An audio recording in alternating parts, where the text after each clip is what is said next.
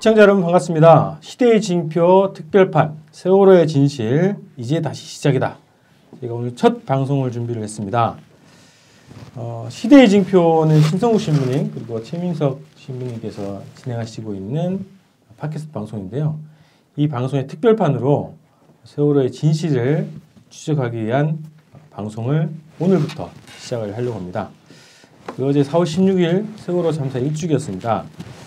세월호 참사가 대한민국 70년 동안 한 번도 청산되지 않은 수구냉전 기득권 세력들의 온갖 부정부패, 음모가 빚어낸 학살사건입니다. 이 참사의 원인을 규명하고 범죄자를 심판하지 않는다면 대한민국은 멸망합니다. 침몰하는 대한민국을 구원하기 위한 우리의 싸움은 새롭게 시작됐습니다. 오늘부터 세월호 참사의 진실을 규명하기 위한 방송을 다시 시작합니다. 자, 이 방송에서는 모든 의혹들을 다시 분석하고 조사할 겁니다. 지난 1년 동안 저희 그 주권방송 차원에서 세월호의 진실을 찾기 위한 방송을 여러 차례 진행을 하긴 했는데요. 다시 시작합니다. 다시 분석하고 다시 조사하고 저희가 조사하지 못한 대상들에 대한 취재를 다시 진행을 할 겁니다. 세월호 새롭게 발표된 세월호 관련 자료들 그리고 뉴스들을 이제 분석할 거고요. 전문가들 그리고 증언자들 그리고 국가기관들에 대한 취재를 할 겁니다. 그리고 팽목항 그리고 안산 세월호의 소식들도 전할 것입니다. 그 시청자 청취자분들께서 응원도 해주시고요. 또 여러분들이 알고 있는 사실들에 대한 제보도 적극 부탁드리겠습니다. 대망의 첫 방송인데 출연하신 분들은 먼저 소개해드리겠습니다. 이 방송의 좌장이십니다. 시대의 징표 운영하시는 신성국 신부님 오셨습니다. 네, 반갑습니다. 이 시대의 징표가 이 세월호 특집 기획 시리즈 그 세월호의 진실 찾기를 오늘부터 시작합니다. 저는 종교인으로서 가장 중요한 가치는 그 생명의 존엄성, 생명의 가치입니다. 무엇과도 바꿀 수 없는 귀한 우리 생명. 근데 이 세월호 참사로 인해서 이 304명의 이 생명들이 왜 어떻게 죽었는지 그 진실을 단 하나도 모릅니다. 그 진실을 밝히는 것이 바로 우리가 생명을 사랑하는 길이고 또 종교인의 사명을 수행하는 길이라고 봅니다. 저는 이 방송을 시작하면서 우리 희생된 아이들 또 그 희생되신 분들의 그 절규를 듣습니다. 그들이 원하는 것이 무엇일까? 진실을 밝혀달라는 바로 우리 희생된 그 학생들의 절규. 그걸 들으면서는 학생들이 원하는 대로 내가 해야 될 일이 무엇인가를 찾으면서 세월호 진실 찾기 방송을 시작하게 됩니다. 앞으로 저희들이 최선을 다해서 이 진실을 접근할 수 있도록 노력을 다하겠습니다. 예, 신부님 계셔서 든든합니다. 신부님 품 안에서 저희가 마음 놓고 방송을 진행하겠습니다. 다음은요, 이 방송의 전문 분석가요. 세월호 사건 이후부터 계속 지금 추적을 해왔고 그 작년에 세월호의 진실이라는 책 있잖아요. 공동 저자 중에 하나입니다. 그래서 저희 방송에서 핵심적인 분석가로 활동을 해주실 거고 우리사회연구소 김성훈 연구원 소개해드리겠습니다. 네, 저 인사드리겠습니다. 우리사회연구소 연구원이고요. 김성훈이라고 합니다. 네, 반갑습니다. 네, 저는 애초에 원래 세월호 선박 관련 전문가는 아닙니다. 아시다시피 우리사회연구소라는 이름 연구소에서 일을 하고 있고요. 원래 주되게 맡고 있는 파트는 경제를 원래 담당하고 있는데요. 세월호 참사 이후에 사실 저희 연구소에서 우리사회 연구소답게 좀 우리 사회 전반 문제들을 좀 저희가 분석하고 대안들을 제시를 하려고 노력을 하고 있습니다. 이제 세월호 참사 이후에 유가족분들이나 혹은 국민들께서 다들 하시는 말씀이 단 하나지 않습니까? 4.16 이전처럼은 절대 살 수 없다. 그래서 이 세월호 사건의 어떤 이후 우리 후대들의 삶을 정말 책임지기 위해서는 사실 이 진상규명이 첫걸음이라고 생각을 하는데 1년이 지난 오늘까지 거의 밝혀진 건 사실 없습니다. 그래서 우리 신부님 모시고 저도 다시금 좀 시작한다는 마음을 가지고 하나하나 다시금 좀 되새김질 하면서 열심히 또 분석하도록 하겠습니다. 네. 자, 마지막으로 주권방 소통에서는 처음 이게 출연하시는 분인데 천주교 서울대교구의 환경사목위원회 교육기획실장님 맹중 실장님 모셨습니다. 안녕하십니까, 맹정입니다. 그 경력이 되게 기세요. 짧게 보내드리려고 그랬는데 프로필을 보내시려고 해가지고. 카렉학교 운영위원도 하시고. 네. 예, 뭐 아까도 말씀드렸지만 좀 얼떨결에 왔고요. 예, 시대의 징표 같이 심심히 하자 그러셔서 저는 그냥 심심하고 이렇게 전문가들 모셔서 듣고 묻고 이러는 건 줄 알았거든요. 근데 영상까지 이렇게 찍혀서 제가 외모가 좀 머리가 벗겨져서요. 흔히들 50이 넘은 줄 아는데요. 아직 40대 중반 조금 넘었습니다. 그래서 어립니다. 어린데요. 그러니까 여기 뭐 계신 분들 다 세월호 전문가 분들 같으신데 저는 전문가 아니고요. 말씀대로 시대 징표가 우리 시대에서는 제일 세월호가 중요한 징표라는 것 같고요. 그래서 그 안에서 어제도 많은 분들이 이렇게 광화문에 또 모이셨죠. 그래서 제가 부족하지만 세월호 진상규명에 조금 같이 도움이 됐으면 하는 그런 작은 마음으로 함께 했습니다. 그래서 모쪼록 잘 좀 부탁드리겠습니다. 네, 고맙습니다. 반갑습니다. 자, 이렇게 4인조가 모였습니다. 세월호의 진실을 저는 여러 군데에서 이제 여러 언론사나 방송사에서 이 세월호 주제를 많이 다루잖아요. 그래서 각각 좀 관심 있는 분야들이 좀 차이가 있는데 저희는 오늘 이 주제에 아주 큰 관심을 가지고 있죠. 국정원. 네. 이 국정원과 세월호라는 이 주제를 아주 관심 있어서 첫 이제 주제로 다루게 됐는데요. 1년이 지났는데 세월호의 진실이 밝혀지지 않은 이유가 아마도 이 배우의 사건의 주범 혹은 이 사건의 진실을 은폐하는 이 배우의 이 국정원이 있기 때문이 아닐까라는 추측을 하게 되는 겁니다. 그래서 세월호와 국정원이라는 주제를 다루고요. 그 작년 올해 거치면서 국정원 관련한 여러 가지 새로운 기사들이 많이 나왔는데 이게 크게 주목을 못 받고 있어요.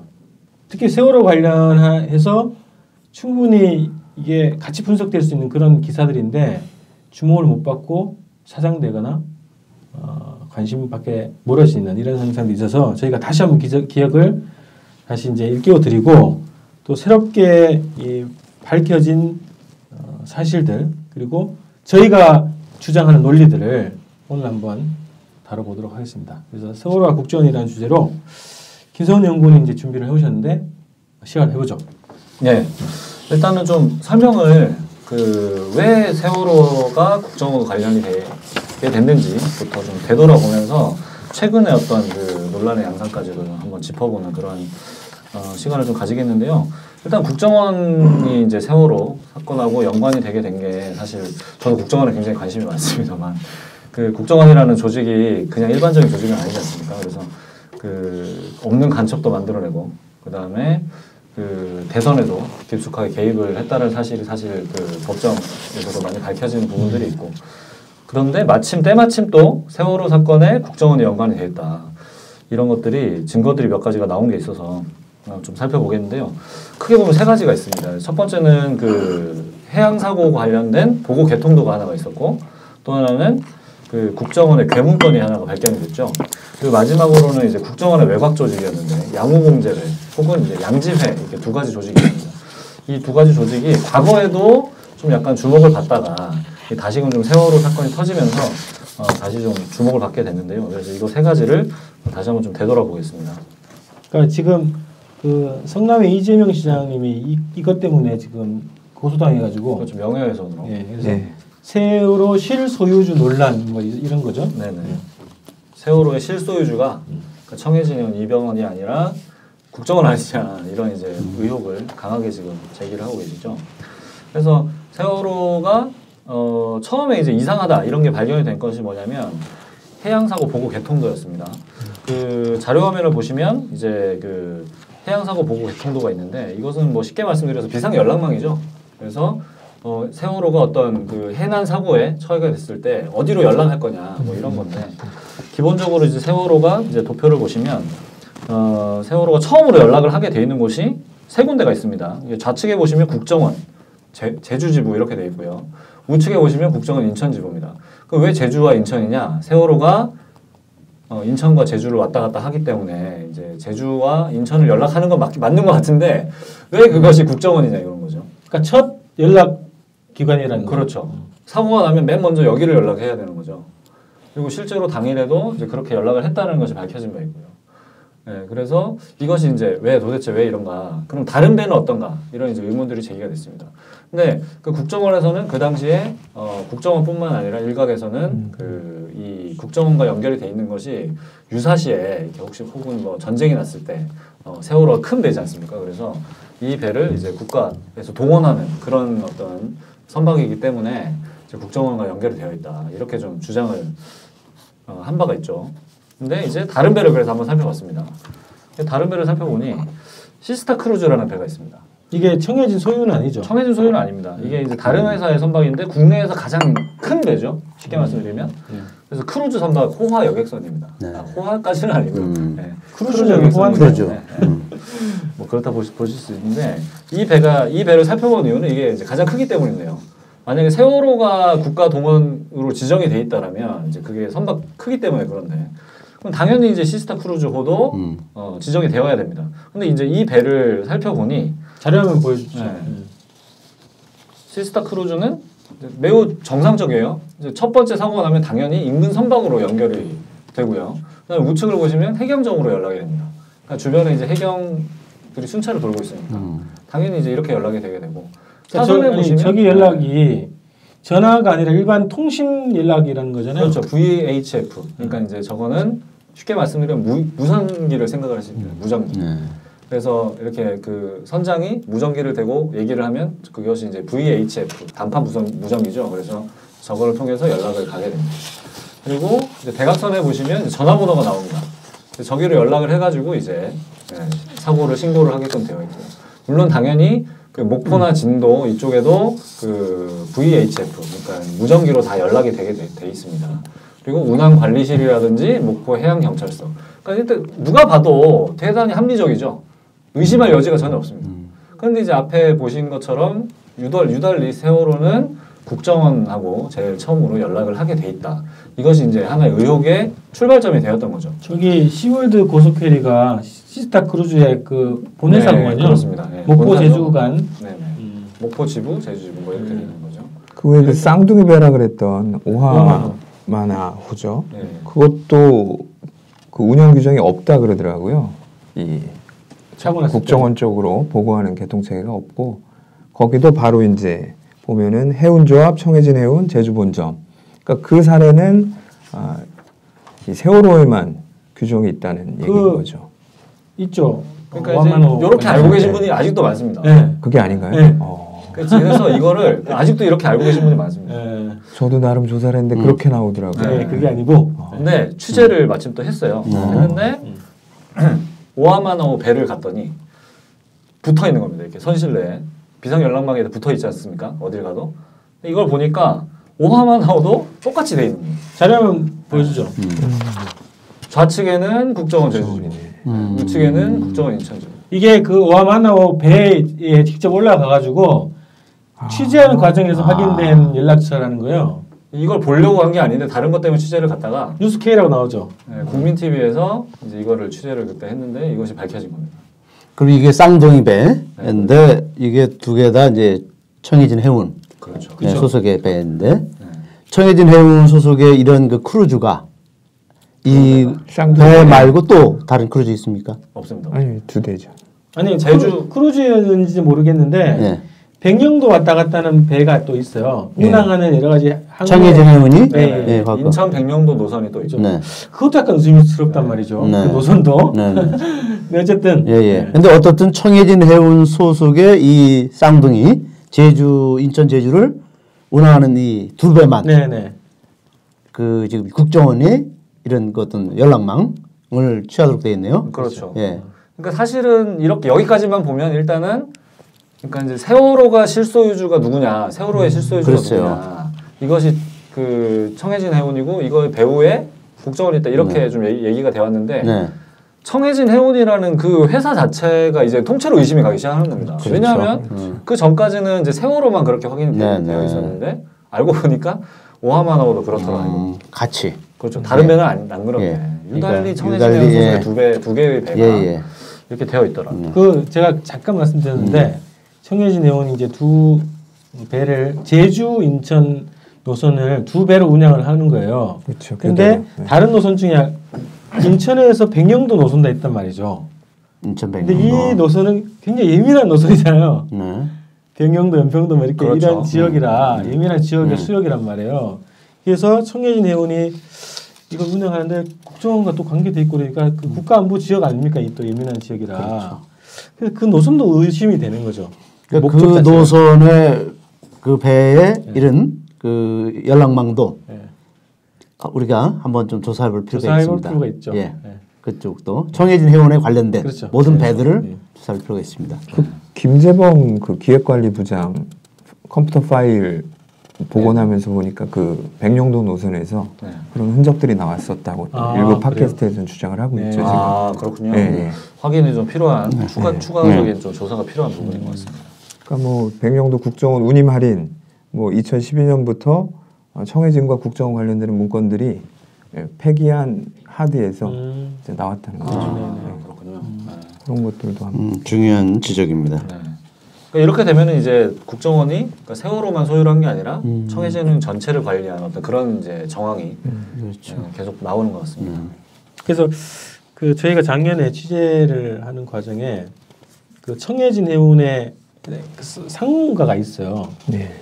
그 TV에 보시면은 그 김한식 대표를 이렇게 옆에서 부축하는 모양의 이제 간부들이 이렇게 대동해서 이제 가는데 거의 중요 간부 중에 구속이 안 된 사람이에요. 근데 이 사람의 역할이 뭐냐면 국정원과의 이 사업이에요. 주로 담당이 국정원 담당인 거죠. 그리고 청해진의 그 세월호를 일본에서 수입을 해올 때 처음부터 끝까지 꼼꼼하게 체크했던 게 국정원이었다는 거죠. 그래서 이 국정원하고 청해진 해운의 여기 이 상무하고 둘이 이 세월호 인수 작업을 같이 했다는 얘기예요. 그래서 처음 이제 도입할 때부터 국정원이 그러니까 청해진 해운과 국정원의 관계는 상당히 좀 깊숙한 그런 관련이 있네 현재는. 그렇죠. 그렇게 볼 수 있는 여러 가지 정황이 계속 나오고 있는 겁니다. 근데 이거를 이제 결정적으로 그 뭐냐 뒷받침해줬던 그 문건이 바로 괴문건이었는데요. 네. 국정원 지적 사항이었죠. 이제 유가족 분들이 이게 발견되는 과정도 대단히 그 미스테리합니다, 사실. 그러니까 그 잠수부들이 배 안에서 어떤 이상한 노트북을 하나 건져다가 폐기시키려고 폐기물처럼 이렇게 놔둔 거를 유가족들이 이제 바지선 위에서 발견해가지고 이게 뭐냐 이렇게 해가지고 이제 유가족분들이 한마디로 보석을 하나 찾은 거죠. 그래서 이거를 이제 개별적으로 검찰에다 수사 의뢰를 한 게 아니라 이제 개별적으로 이제 복원을 해서 그 안에 이런 파일이 있더라를 발견을 해낸 거였는데요. 마지막 사실 이게 유가족분들이 발견을 하지 못했으면 이거는 세상에 나오지 않았어요. 사실 이제 그런 문건이죠. 이게 시대징표잖아요. 그래서 뭔가 메시지가 탁 던져진 거 아닐까. 진실을 찾기 위한. 그렇죠. 그런 중요한 단서 중에 하나였는데 이 내용을 보시면 뭐 다들 아시겠지만 사실 거의 한 80여 개 메시지가 있었습니다. 100가지죠. 지적사항. 그 내용들은 참조를 좀 해주시면 될 것 같고요. 그 100가지 메시지 중에 그 굉장히 디테일하게 국정원이 꼼꼼하게 지적을 한 것들이 있습니다. 물론 국정원은 부인을 했죠. 그 제목은 이제 선내 여객구역 작업 예정 사항 이렇게 되어 있고 자료화면 같이 보시죠. 네네. 별첨 자료로 별첨 1 이렇게 되어 있고요. 국정원 지적사항. 그래서 선내 여객구역 작업 예정 사항입니다. 작성 일자는 2013년 2월 27일입니다. 저 작성 일자가 좀 중요한데요. 나중에 다시 좀 짚어보도록 하고요. 일단 뭐 넘버 1부터 넘버 100번까지 있는데 그 1번 갤러리룸 천정 칸막이 및 도색 작업 이런 것들을 국정원이 지적을 했다는 거죠. 근데 이제 물론 국정원은 계속 부인을 하고 있습니다. 작업자는 뭐 거성종합, 뭐 임 차장님 그리고 풍성 산기 뭐 이런 등등의 그 작업자들이 쭉 나오는데 대체로 보면은 보수 작업들을 다 지적을 하고 있고요. 여기에서 국정원이 인정한 것은 이제 15번부터 18번까지 네 가지입니다. 그래서 그 CCTV 추가 신설 그리고 이제 일본어 표기 아크릴판을 제거하라 탈출 방향 화살표 이런 것들만 본인들이 했다 시인을 한 상황이고 나머지들의 어떤 도색 작업이라든지 뭐 샤워실에 샤워기 헤드를 뭐 이물질을 제거해라든지 이런 것들은 자기들이 한 게 아니다. 96개는 저거를 왜 인정했죠, 근데? 인정을 한 게 이게 자기들이 사실 국정원 지적사항이라고 돼 있는데 아무것도 우리가 한 게 아니다라고 얘기하면 그게 더 웃기지 않습니까? 그죠? 그러니까 100가지가 있는데 이 중에 우리가 이거 사실 우리가 한 게 아니다. 완전히 발뺌을 해버리면 더 애매해지는 의심이 더 커지는. 근데 그 다음에 그나마 고르고 고른 게 저거라는 그렇죠. 건데. 쉽게 말해서 고르고 고른 게 저런 거고 국정원에서는 저게 이제 무슨 보안 보안 관련이라서 작년 10월 6일 날 수사 결과 발표하면서 저거 4개만 딱 얘기한 거거든요. 근데 객실 내 일본어 표기 아크릴판 제거 작업은 보안하고 관련이 없을 것 같은데. 그렇죠. 보안 관계라고 보기는 좀 어려운데 이제 CCTV가 보여가지고 일단 그 주변으로 몇 번 찾은 게 아닌가. 저는 이 국정원 지적상 또 이 뭐 보수 또 도색, 뭐 수리 이렇게 이걸 보면서 그 세월호 참사가 일어났을 때 그때 이제 화면을 보면 구조하는 과정에서 이제 한 사람이 구명정 배가 기울어진 상태에서 구명정을 이제 제거하려고 이제 구명정을 이제 분리시켜서 펼치려고. 이제 펼치려고 이제 바다로 이제 해상으로 다 이제 올라갔죠, 한 명이. 그래서 한 사람이 이걸 하는데 그게 떨어지질 않는 거예요. 아, 그렇죠. 못 하고 있더라고. 결국 그 사람이 실패했어요. 그러면 이게 국정원이 사실 그런 안전 문제, 그죠? 제일 중요한 게 고명보트 아닙니까? 그런 거 하나하나 꼼꼼히 살펴야 되는데 그런 어떤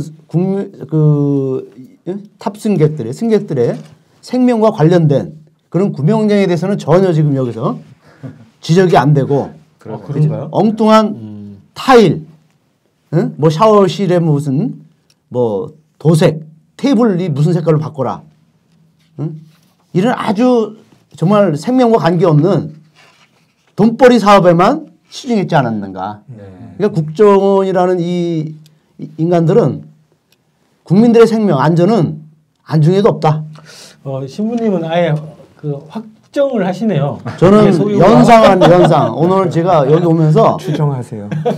전 추정이란 말도 연상하는 이유가 국정원의 과거 전력을 보면 우리나라의 분단 상황에서 간첩 사건, 조작 사건, 그리고 온갖 그런 국민들을 고문시키는 이런 사건 안기부 이게 아주 전문가 아닙니까?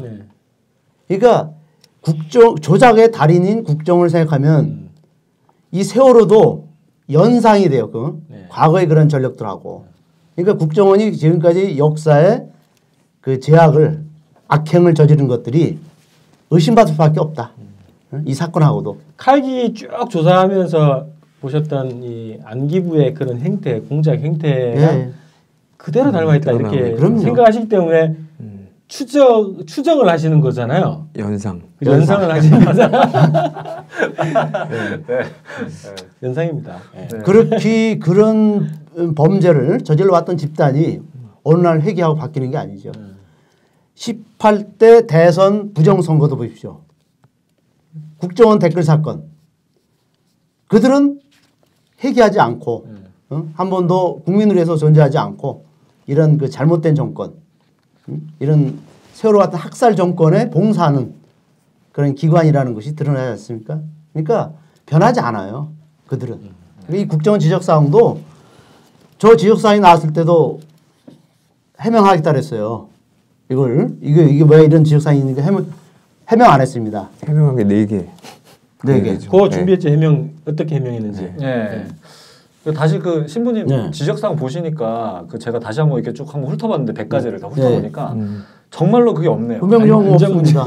안전 문제 하나도 없고, 그러니까 안전 문제라고 할 수 있는 게 아까 뭐라고 해야 될까 유도등 교체했는데 이것도 그러니까 이게 유도등을 정말 이 승객들의 안전을 생각하면서 유도등이 정말 잘 들어와야 된다 이렇게 한 게 아니라 겉으로 드러나는 거니까 그렇죠. 이게 정보가 나와 있으면 이게 뭐냐 그렇죠. 이런 뉘앙스로 한 게 아닐까라는 생각이 좀 정확하신 지적인 것 같습니다. 다시 보니까 좋네요.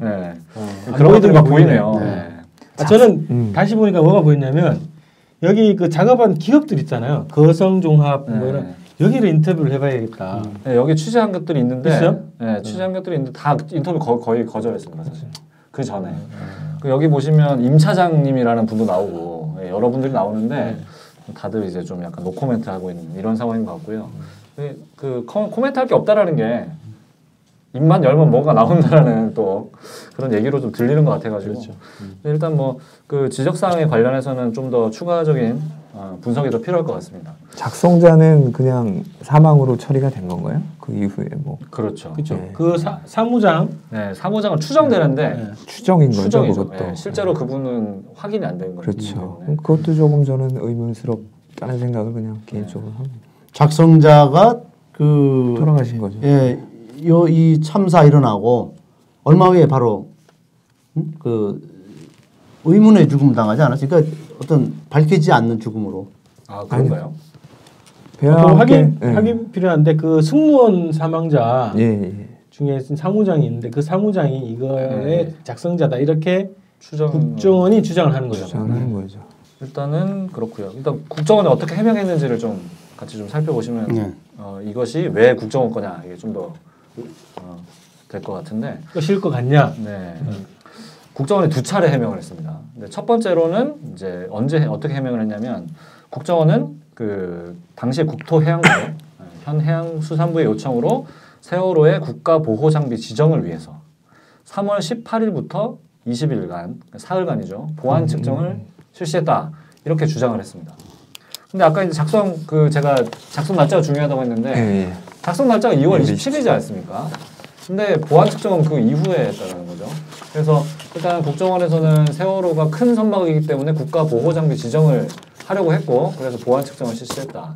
그래서 보안 측정과 관련된 CCTV 등등 아크릴판 꼼꼼하게 체크를 했다고 주장을 하고 있는데요.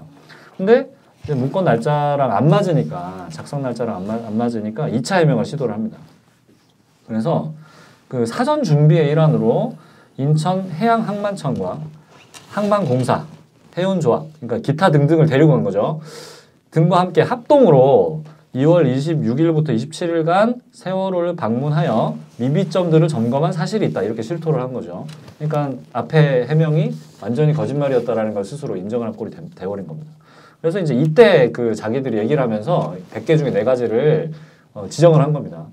아까 말씀드렸던 그 보안 사각지대 해소를 위한 CCTV 추가 신설, 그리고 일본어 표기 아크릴판을 제거하는 거, 이런 것들이 자기들이 했다고 주장을 했는데 사실 보시면 아시겠지만 특별하게 그 일본어 표기 아크릴판을 제거하는 게 무슨 보안 감찰과 상관이 있는지 모르겠으나 이게 지금 주장을 했고요. 이렇게 2차 두 차례 이렇게 해명을 하는 과정에서 오히려 국민들은 이 문건이 정말 국정원이 만들었다라는 의심을 더더욱 깊게 가질 수밖에 없는 그런 해명 과정이었죠.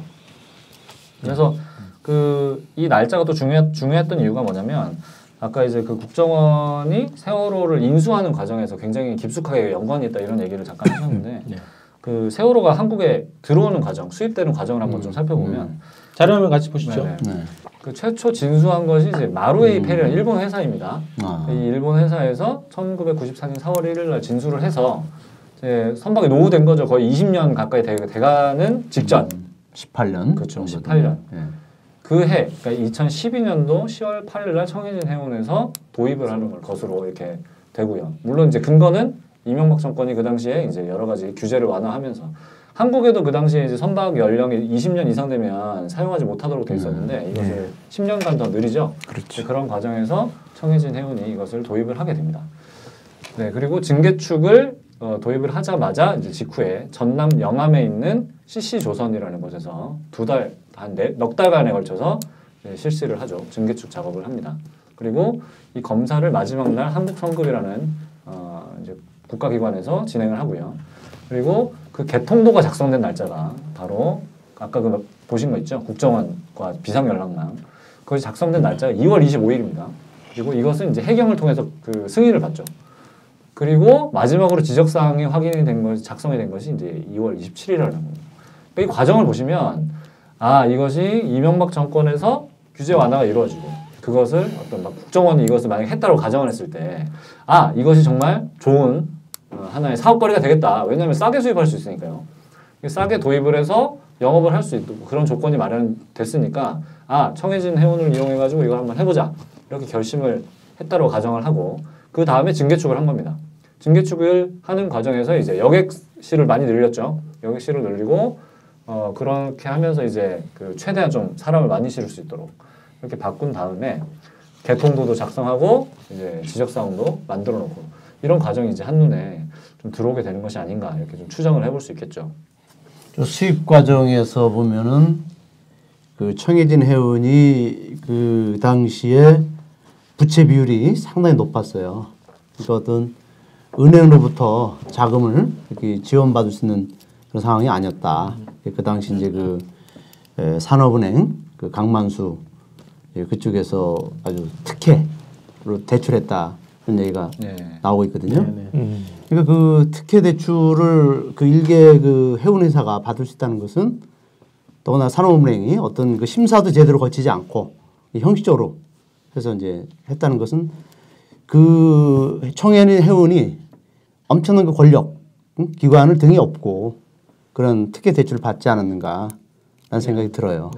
예, 그리고 여기서 보면은 이 개통도 저 날짜가 2013년 2월 25일이면 박근혜 취임식하는 날입니다. 그러네요.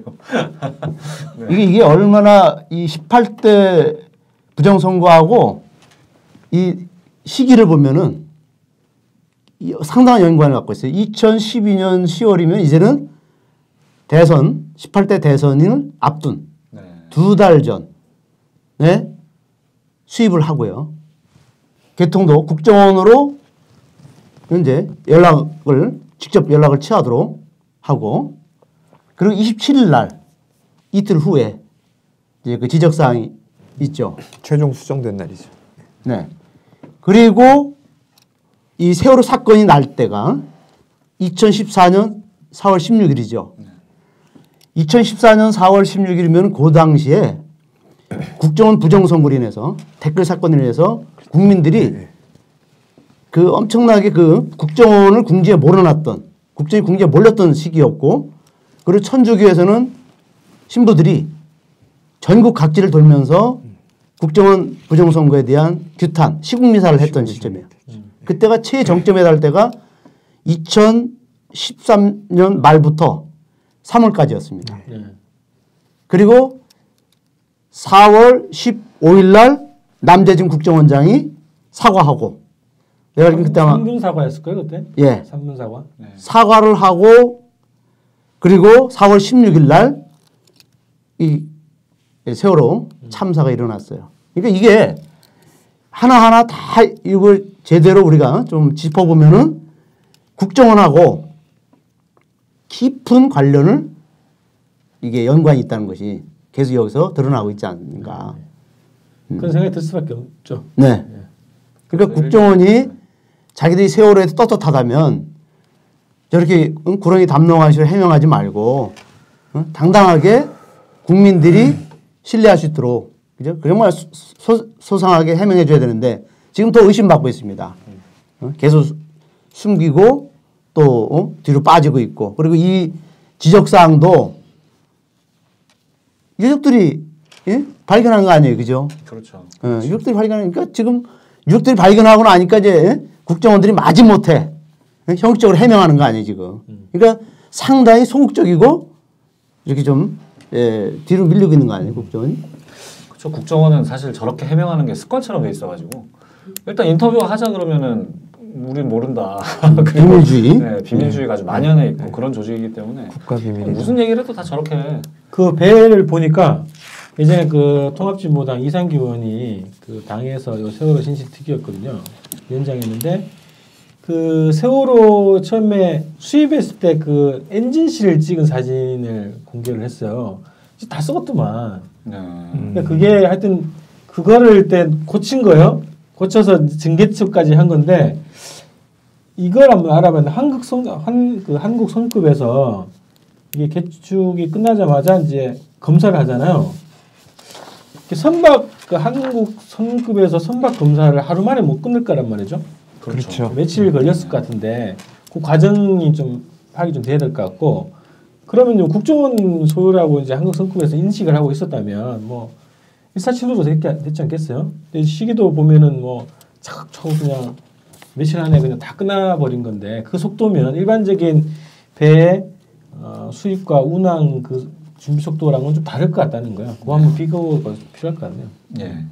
이 추가 조사가 많이 필요해 보입니다. 선박 검사 관련해서 실제로 하루 만에 이거 할 수 없는 작업이고 그렇죠. 그 어떤 그 설계 도면하고 이걸 다 비교도 해야 되는 거고 무게 중심도 새로 계산도 해야 되고 여러 가지를 하게 되는데 예, 그런 과정들이 좀 추가적으로 확인이 돼야 될 필요가 있을 것 같네요. 예. 그 개통도를 신고를 해경에다가 신고한다는 거예요? 그렇죠. 해경이 승인을 해야 됩니다. 해경 승인, 심사 승인.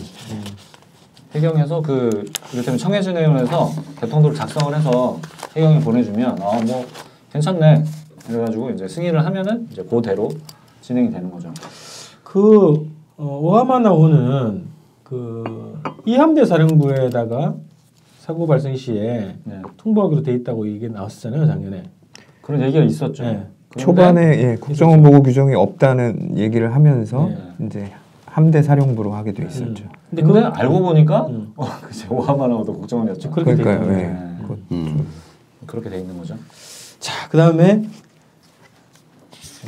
결정타를 또 준비했죠. 네, 그래서 이제 이렇게 되면서 그 지적사항 때문에 굉장히 국정원이 논란에 휩싸이게 되고 그 이런 와중에 그 과거부터 문제시되었던 국정원 외곽 조직이었죠. 양호 공제회. 이것이 사실 뭐 세월호 사건 때문에 처음 등장한 그런 조직은 아니었습니다.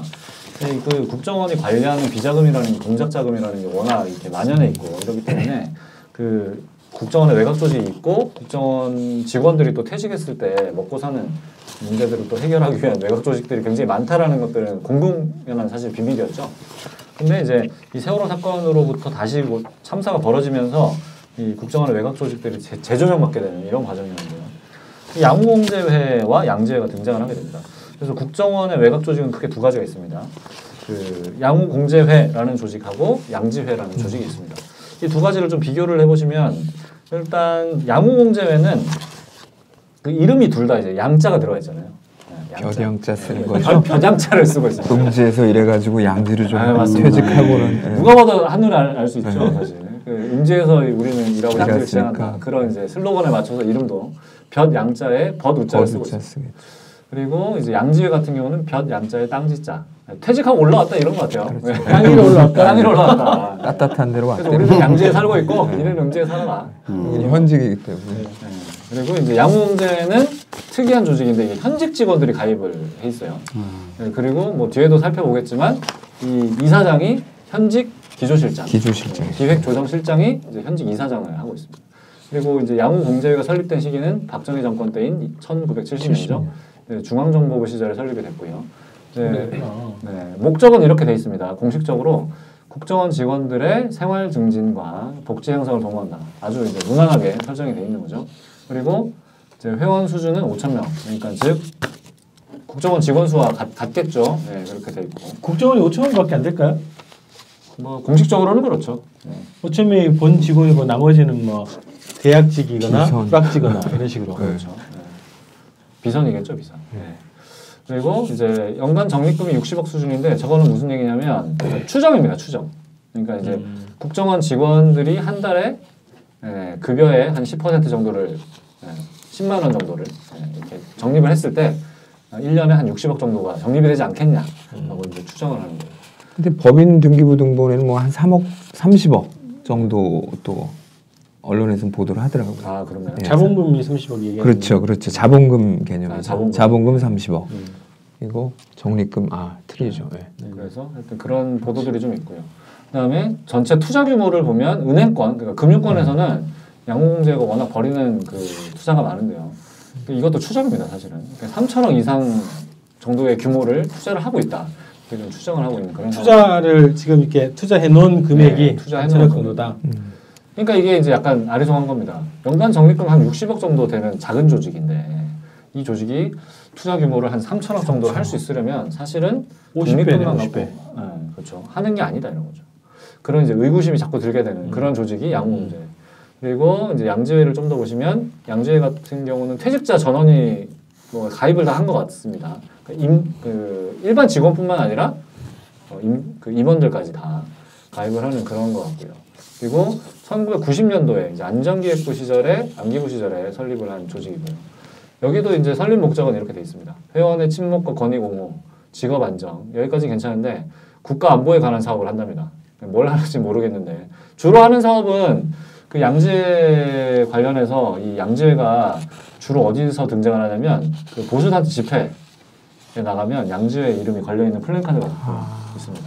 공동주체, 참가단체 이런 식으로? 참가단체 혹은 뭐 공동주체식으로 양지회가 저 양지회를 얘기를 하는 거예요. 그게 국가안보 사업일 수 있겠네.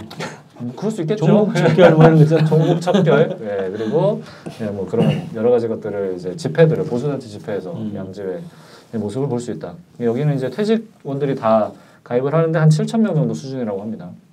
7,000명. 그러니까 여기에 현직 직원하고 퇴직자가 같이 가입됐다는 건가? 네, 그렇습니다. 양지회는 퇴직자만. 네. 여기는 현직. 네, 양호는 현직만 이렇게 돼 있고 양지회가 7,000명 수준으로 알려져 있는데 이것도 이제 뭐 정확하진 않은 것 같습니다. 네. 그리고 여기서 사실은 지금 이제 문제가 되는 거는 양지회 쪽보다는 양호공제회가 더 지금 문제시 되고 있는데요. 그 이유가 뭐냐면 아까도 말씀드렸지만 이사장이 현직 기획조정실장이라는데 문제의 핵심이 있습니다. 그러니까 기획조정실장의 원래 역할을 보시면 다들 아시겠지만 막강한 권한을 가지고 있죠. 사업 전반의 사업 계획을 다 총괄하고 있고 그 계획만 이렇게 컨트롤하는 것이 아니라 자금 관리까지 다 한다는 거죠. 근데 이제 국정원이라는 이 조직의 특성상 공식적으로 드러나는 예산 이외에 소위 말하는 비자금이죠. 공작금이 굉장히 많이 조성이 되어 있고 이 관리까지 기획조정실이 다 하고 있다라는 거죠. 그런데 이런 공작금 관리하는 사람이 기획조정실이고 그 실장이 바로 양호공제회의 이사장이다. 이렇게 돼 있다 보니까 그렇다면 양호공제회가 바로 국정원 자금 출처다. 국정원 자금 관리하는 데다. 이렇게 이제 좀 연결이 자연스럽게 되게 되는. 이 공제가 보통 이제 무슨 뭐 군인 공제, 교원 공제 이런 식으로 해서 그렇죠. 수익 사업을 벌이게 돼 있잖아요. 벌이려고 만든 게 공제잖아요. 수익 사업을 해서 이제 후생 복리를 하는 거죠. 그러니까 뭐 거기서 나오는 수익금을 가지고 이제 소속된 회원들에게 일정 정도 상족, 부족 이런 것들을 하고, 그죠? 그러니까 수익 사업을 하려고 만든 게 공제라고 하는 건데 현직 공무원이 이사회에 참여할 수 없다는 거죠. 그렇죠. 네, 법률적으로 따지면. 근데 거기다 이사장까지 맡아버리면 이사장까지 맡았으니까 이건 공무원법 위반 아닌가요? 그렇죠. 네. 당연히 공무원법 위반이죠. 근데 이 양호공제는 국정원 산하 기관이기 때문에 감사도 한 번도 받은 적이 없고 그렇게 지적을 해도 뭐 우리는 모르겠다 이렇게 얘기를 해버리면 국정원에 물어봐라. 이게 아니 산하 개념인가요? 외곽 단체로 알려져 단체이기 있죠. 때문에 산하 단체는 아닙니다. 당연히 외곽이니까 별도의 조직이죠. 외곽 조직이니까 국회 감사를 안 받아도 되지 않나요? 근데 기본적으로 이제 교직원 공제회라든지 공무원들의 퇴직 공무원들이 관계가 되어 있기 때문에 기본적으로 공무원과 관련되어 있는 공직들과 관련되어 있는 공제회들은 다 감사 대상이 됩니다. 기본적으로. 근데 얘는 감사 대상이 안 되고 있고 지금. 그렇죠. 거기다가 공무원법 위반을 하면서까지 기조실장이 이사장을 맡고 있는. 그래서 당연히 공무원이 자기가 공무상 취득한 정보를 가지고 수익 사업을 하게 되면은 그것은 위법이죠. 그렇죠. 일반 저희 민간 법인에서도 자기 내부 정보를 가지고 주식 투자를 하면 위반이지 않습니까? 근데 하물며 공무원이 이렇게 하고 있다. 그리고 기획조정실장이라는 막강한 권한을 가진 사람이 이사장으로서 이 모든 투자를 관할하고 있는데 이것은 당연히 위법이죠. 근데 이거를 부정하진 않잖아요, 얘네들이 또, 그죠? 존재를 부정할 수는 없죠. 왜냐하면 있는 조직이니까. 그러니까 답변할 수 없다라고 얘기하더라고요. 그 부분에 대해서 우리는 답변할 수 그러니까 없다. 국정원이라는 그 조직이 초법적인, 그러니까 우리 어떤 실정법 이런 것에 전혀 자기들은 구애받지 않고 초법적으로 저런 단체를 운영하고 일반인들이 저런 단체를 운영하면 당연히 공무원법으로 다 걸려드는데 국정원은 거기에 자기들은 이제 해당되지 않고 또 한 가지는 이제 이 불법적인 양호공제 공무원법상 위법을 저지르는 양호공제가 있는데 이 세월호 관련돼서도 불법을 저지르고 있죠. 이 세월호가 2012년 10월에 수입을 해서 그리고 2013년 2월까지 51억 원을 들여서 증개축을 합니다. 증개축을 할 때 다 불법적으로 그러니까 법적 기준을 위반하면서 징계축이 됐다는 거죠. 그렇죠. 그래서 결국 국정원이 지적사항을 했다는 것은 뭐냐? 바로 그런 것들 지적사항을 해야죠. 불법 징계축을 못하도록 그죠? 법 안에서 그런 그 운항이 되도록 해야 되는데 국정원이 그런 것은 일제 지적사항에 넣지 않고 엉뚱한 거. 그러니까 결국은 뭐냐면 국정원은 양호공제도 불법적으로 운영하면서 또 이 불법 징계축도 오히려 불법적으로 이것을 그냥 승인해주고 또 그걸 조장해준 거죠. 주도를 했겠네요. 만약에 국정원이 실소유주라면 과정을 보면 주도를 했고 그리고 그 아까 말씀하신 것처럼 지적사항이 이게 들어가야죠. 지적사항인데 아까 그 국정원에서 뭐라고 했냐면 2차 해명을 할 때 자기들만 간 게 아니라 해양항만청, 항만공사, 해운조업 다 같이 갔다 그랬거든요. 합동조사를 했다. 그럼 다 불법이네. 그러니까 그렇죠? 이것을 이 단체들이 이 집단들이 다 가서 보안 감찰을 했는데 세월호를 한 바퀴 다 둘러보고. 네. 근데 그러면 이제 증축 과정에서 불법을 저지르고 실제 도면과 다른 그런 증언들은 많이 잠수부들 통해서 나왔지 않습니까? 도면을 이미징을 해서 들어갔는데 구조가 다르니까. 다르니까 구조가 다르더라. 그러니까. 네, 그래서 선실을 다 우리가 수사를 못 하고 있다. 이런 얘기들이 계속 나왔던 것을 보면 실제로 이런 국정원의 해명이 얼마나 기만적이고 그리고 실제로 만약 이게 사실이라고 해도 그럼 이게 다 지금 공범들이죠, 사실. 불법 징계축에 다 관련되어 있는. 일반 다른 해운사들이 이런 불법 징계축을 하면 이거는 조사받고 또 이게 문제가 되는데 이 세월호는 전혀 그렇게 문제가 된 적이 없어요. 그렇죠. 그러니까 이게 누구의 배냐 이거지. 이리까지 어떤 초법과 탈법을 저질러도 그냥 이렇게 위험에 넘어갈 수 있는 그것은 누구의 배냐 이거죠. 유병헌의 배 아닌가. 야, 근데 그러면 내가 볼 때는 이 2차 해명에서 항만청, 항만공사, 해운조합이 안 갔을 수 있겠네, 그죠? 구태여 뭐 가가지고 뭐 아니, 국정원이 해명하는데 자기는 안 갔다 이렇게 얘기하기가 그러니까 아마 안 가고 이렇게 거짓말을 해명을 한 거 아닌가 싶네요. 그럴 수 있겠죠. 그럼 뭐 거기까지 갔는데 뒷짐 주고 뭐 모른 채 이렇게 하기는 좀 애매하니까. 근데 같이 갔다면 공범이 되는 거고. 네.